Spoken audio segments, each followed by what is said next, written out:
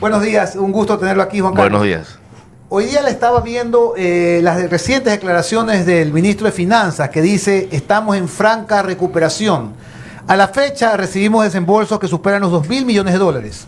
Y dice, aspiramos que el crecimiento sea del 1%.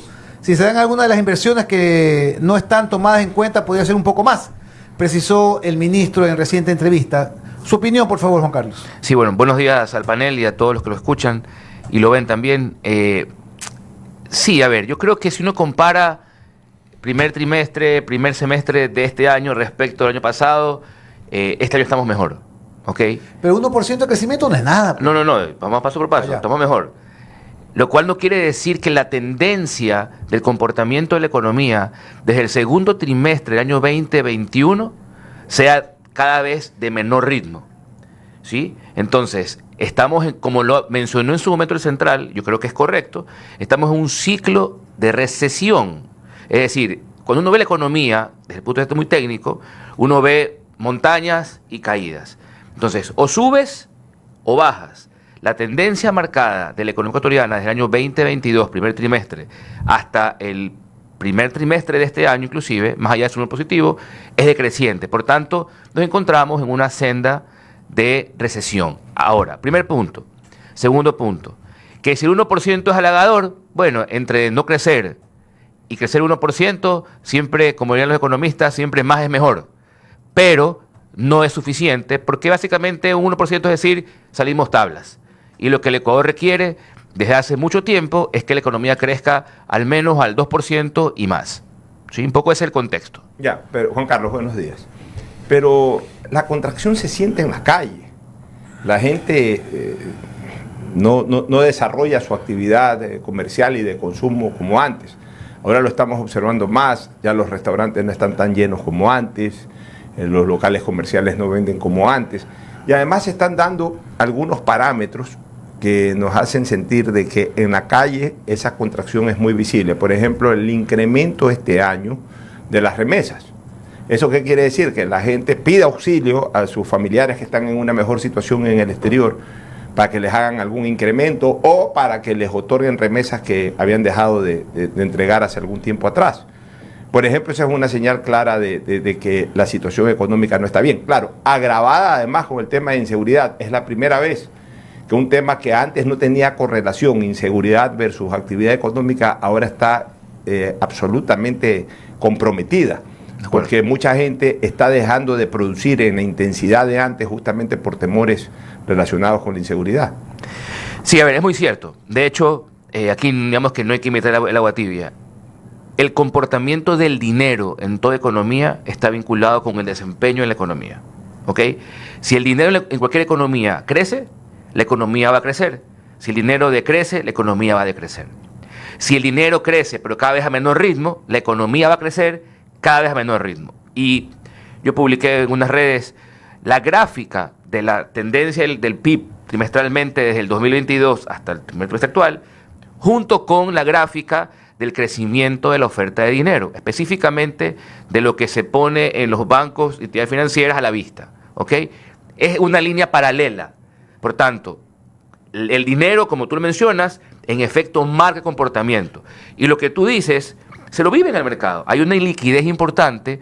Por tanto, yo no creo que vamos a salir tan pronto de esta tendencia de una economía cada vez que crezca a menor ritmo. Espero que no decrezca, pero cada vez crece a un menor ritmo. Y eso es lo que tiene que lograrse un punto de inflexión. ¿Cómo? Como lo hemos hablado, a través del mismo mercado de dinero. Y ahí está clarísimo. Para mí, quien no lo quiere ver es porque no lo desea ver. En una economía, por ejemplo, la americana, ¿quiénes marcan el derrotero o son los únicos dos que crean dinero? El Banco Central, que es el Federal Reserve, y la banca privada. Son los únicos dos entes que pueden crear dinero. En el Ecuador no hay banca central que crea dinero. Entonces, ¿quién crea dinero? La banca privada vía crédito. Si el Ecuador desease, en el corto plazo, buscar mecanismos para que la economía tenga algún espasmo y pueda crecer, tienen que ver cómo regular o crear política en la banca para que dé más crédito el que ya da y que la receta no pase simplemente por su tasa de interés, ¿no? Es decir, que te supo tasa de interés, da más crédito. No, tiene que meterse de cabeza para poder crear articulaciones que permitan que vaya más dinero a la economía, porque solo ese es el único mecanismo vivo para en el corto plazo crear eso. Porque sí, le podemos decir, exportemos más, correcto, pero eso no es hoy decido exportar y viene el billete. Traigamos más inversión extranjera eléctrica. Tampoco eso es viable, porque yo no puedo decir, luz verde, vengan, y viene acá la plata del Ecuador. Eso es de mediano plazo, para construir en mediano plazo. En el corto plazo, mercado de dinero puro y duro. No hay Banco Central, entonces ¿qué nos toca? Ver a la banca. Así es sencillo, Pocho. Ahora, esta solución que ya viene siendo permanente por parte de los últimos gobiernos de el problema económico, carga tributaria. Por una sola vez vamos a cobrarle esto y una sola vez ya viene 3 veces impuesto al patrimonio, suben el IVA, etcétera. Esa carga también nos viene afectando al movimiento y al crecimiento, debo entender. Sí, a ver, hablar de finanzas públicas, y eso también es importante, no siempre es hablar de economía.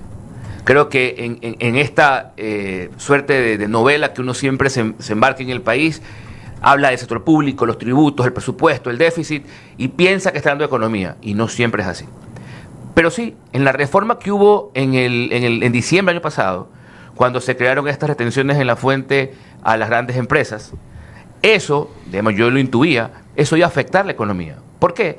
Porque un equilibrio, digamos que donde en el mercado de dinero siempre buscaban recursos los mismos de siempre, hoy a los grandes tiburones los obligaste a buscar liquidez en un mercado que era escaso. Entonces, esa búsqueda de liquidez te va a mover todo el equilibrio. Entonces, ¿qué pasó? Lo que Pocho poco escribía. Se siente una iliquidez y es normal, pues. Los que antes no jugaban buscando liquidez para pagar impuestos, hoy están jugando fuertemente. Y eso te crea un desbalance que para mí es parte de lo que vivimos, independientemente o adicionalmente a lo que ya de por sí vemos como tendencia creciente en el ritmo de crecimiento de la oferta de dinero. ¿Ok? Entonces, pero sí, en ese caso puntual yo te diría, para mí sí afectó porque metiste a tiburones grandes a buscar en el mercado de dinero liquidez que antes no buscaban. Y como no ha crecido la liquidez, alguien va a perder.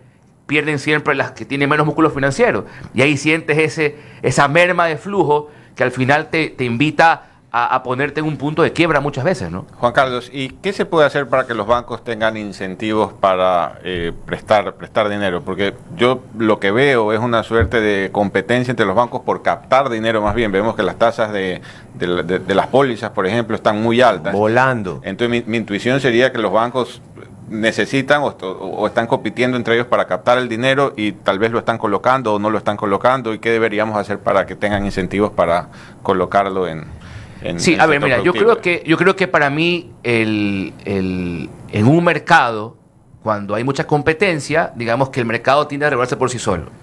Pero más allá que, esto no es mala palabra, es decir, el mercado ecuatoriano bancario es un mercado concentrado, son pocos actores que tienen mucho poder dentro de ellos, ¿no? Entonces ahí las leyes de la oferta y la demanda no aplican. Ahí tiene que ir un ente que regule. Entonces el regulador debería decir, a ver, chévere, tú haces plata dando a consumo, ok, por cada $1 de consumo me das la mitad en productivo, o me das la mitad en comercial. Pero hoy, ¿sí? Como se busca renta, te vas y te focalizas en consumo, desconectas tu liquidez al sector empresarial y es donde la gente empieza a patalear. Entonces, para mí, ahí hay un primer, digamos que esbozo. Hay que meterse, remangarse y ver bien dónde están las cosas. Pero otro elemento importante es el manejo de los excedentes de la liquidez de la banca. Hoy, ¿qué pasa con ese excedente? Ya, tú captas y prestas. Te quedas con un excedente. Hoy, ¿eso dónde está? Hay que investigar dónde está ese excedente. ¿Está aquí? ¿Está reinvertido? ¿Está guardado afuera? Hoy en día, con poca liquidez, que ese excedente esté afuera, es un crimen. Ya, pero también hay una cosa, Juan Carlos. Porque la gente dice, la banca no da facilidades para crédito. No sé hasta qué punto eso esté ocurriendo. También puede ser de que no haya mayor demanda en este momento para el crédito productivo. Porque justamente la contracción de la economía hace que el que quiera o el que esté dentro del ámbito productivo se convierta en más conservador. Es decir, a ver, yo tengo mi negocio, pero ahorita la economía está contraída, ahorita no hay mayor consumo. Entonces, ¿para qué voy a intentar crecer? ¿Para qué voy a endeudarme con el banco? Mantengo lo que tengo y más bien saco adelante lo que tengo. Entonces, tampoco es que hay una gran demanda en este momento por el crédito productivo. En cambio, lo que ha crecido es el crédito de consumo, Porque la gente, justamente producto, y ese es otro parámetro de la contracción de la economía en el país, la gente ha vivido mucho del tarjetazo. Es decir, hacen consumos en los supermercados, en los restaurantes, etcétera, apunte tarjeta, tarjeta, tarjeta, y el consumo en un momento determinado está superando al ingreso y eso hace que la gente también se retrase, no pueda pagar, pague mínimos, etcétera, y le siga creciendo la deuda. Entonces, todo eso hay que analizarlo, Juan Carlos. Sí, a ver, tengo un ejemplo puntual. Y aquí, digamos que mientras estábamos conversando, el camarón, producto del subsidio que se eliminó, tuvo problemas de encadenamiento y hoy el subsidio, digamos, que hace que las empresas que están más aguas abajo sufran en el flujo de caja. Es un problema de financiamiento, no es un problema de insolvencia, de falta de producción, de falta de demanda. Es un problema de que venga y conecten una llave de agua y que les ayude a prorratear ese espacio y luego lo lleven a un equilibrio en el tiempo financiero. Ahí hay, por ejemplo, una demanda brutal. ¿Y cuánto se exporta en camarón?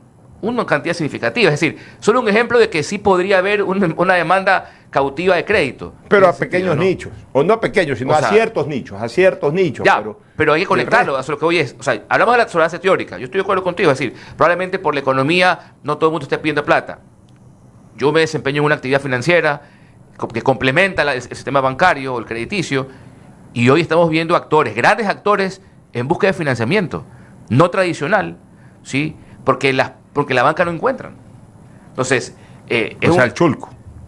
Bueno, no, pues esos son otros mecanismos sofisticados financieros, pero lo que voy es, ven cerrada la puerta. Entonces, lo que te digo es una realidad. Entonces, para mí hay que analizar, no te digo que esté todo equivocado, de que no hay sensatez, pero hay que revisar, porque es el único actor que en la economía ecuatoriana puede crear dinero. Entonces, dejarlo sin atención es como decir, estoy dejando la economía ecuatoriana desatendida. Y yo es más, quiero puntualizar, yo creo que ni siquiera lo observan, porque no han comprendido bien este concepto de cómo hacer que la economía crezca sobre la base del mercado de dinero. No lo observan, como te digo, la discusión pasa por déficits, por los impuestos y no por lo medular. La economía ecuatoriana, sobre todo dolarizada, en ausencia de una moneda propia, depende del mercado de dinero y nadie se pone a verlo. ¿Y la gente qué hace? Hace sus danzas de la lluvia esperando que venga más inversión extranjera directa cuando viven un sueño, sí, digamos que lindo, pero en la práctica, desde el año, como te comentaba la pasada por el chat, desde el año 1979 hasta el año 2022, el Ecuador atrae cerca del 1.11% del PIB en esta inversión extranjera directa. Pero ¿cuándo podemos cambiar el chip, Juan Carlos, de quienes manejan el país, dígase presidentes, pero también el Ministerio de Economía y Finanzas? ¿Qué es eso? Economía, que tiene que ver con el país global, y finanzas, que tiene que ver con la caja fiscal. Resulta que los ministros que llegan a acompañar al presidente de turno terminan siendo cajeros. O sea, solamente se preocupan en las finanzas del gobierno central, pero no en la economía del país. Y entonces se da esto que yo llamo una economía de arriba hacia abajo y no de abajo hacia arriba, como alguna vez la propuso el presidente Borja, pero yo no me refiero a Borja cuando hablo de esos temas, sino una economía de abajo hacia arriba significa de que se ponga dinero en la calle, se facilite para que reduciendo impuestos, con menos aranceles, etcétera, despreocupándose un poco del ingreso fiscal versus el ingreso del bolsillo de la gente, para que una vez que el bolsillo de la gente esté lo suficientemente sólido, entonces ahí sí comenzar a pensar en tributos o también en hacer llegar más dinero a la caja fiscal. Pero aquí es al revés. Aquí llega el ministro de turno y aprieta a la colectividad, o el gobierno de turno aprieta a la colectividad con tal de que la caja fiscal esté más o menos equilibrada. Sí, mira, un tema que es interesante es el tema de los avales para poder hacer créditos municipales con el exterior y hacer obra pública local. Eso es bueno, por ejemplo, porque digamos que esa garantía soberana permite conectar recursos al exterior e inyectar divisas a la economía. Eso es una buena estrategia, por ejemplo. Ahora, voy a tocar un tema que es medio tabú, para mí no es tabú, pero para mí esa puede ser una jugada también adicional, y a la reserva monetaria del país. No digo que la coja para el central, pero cuando la gente analizaba ese tema decía, no, nadie coja eso porque eso no le pertenece al Estado. De acuerdo, preguntémonos, ¿a quién le pertenece? De entrada le pertenece a los GATS, porque parte del recurso de los GATS va a esa reserva. ¿Estamos de acuerdo? ¿Por qué no hacen una especie de back to back? Municipio de Guayaquil, Durán, Daule tienen ahí puesto, yo qué sé, pongámonos un número ficticio, $100 millones. Ok, sobre esa base de esos 100 que yo tengo puesto usualmente por mi caja, préstame la mitad. Y empiezas a dar liquidez en todos los GATS y empiezas a aumentar el circulante de dinero en las economías locales. Y eso te hace justamente lo que dice Pocho, crecer desde abajo hacia arriba. Pero cuando uno juega con tabúes, juega restringido. Yo creo que hay que abrir esos tabúes. Listo, vamos jugando con una limitante. No se presta el central, pero préstale al que le pertenece, pues, al GAT. ¿Por qué no juegas con esa alternativa? Le vas a dar una dinámica real y alguien que siempre te va a tener el billete en la cuenta, le puedes pignorar y le vas cobrando tiempo a tiempo. Entonces son ideas que no se discuten, pero como dice Pocho, hemos comentado, la retórica sí solo está alrededor de el presupuesto, los déficits, lo fiscal, cómo abrochamos y al final ahí muere la historia. Y hablando de tabúes, Juan Carlos, ¿qué le parece a usted la idea de dejar que digamos, que los bancos cobren las tasas de interés o que esas tasas de interés se fijen por el mercado? Actualmente es el Banco Central el que establece las tasas máximas de interés con las que los bancos pueden prestar. De repente eso es un desincentivo para los bancos para prestar, especialmente a esas personas que o no tienen las garantías o no tienen los colaterales o digamos, representan más riesgo, ¿no? O sea, a ver, conceptualmente yo creo que eso es un riesgo, por lo que le decía, porque el mercado crediticio es un mercado concentrado, es un mercado oligopólico, lo cual no es mala palabra, es decir, el ser oligopolio no es pecado, pero hay una tentación detrás para abusar de ese poder. Entonces, la pregunta es, ¿queremos asumir como sociedad ese riesgo de que alguien que tenga poder abuse del poder?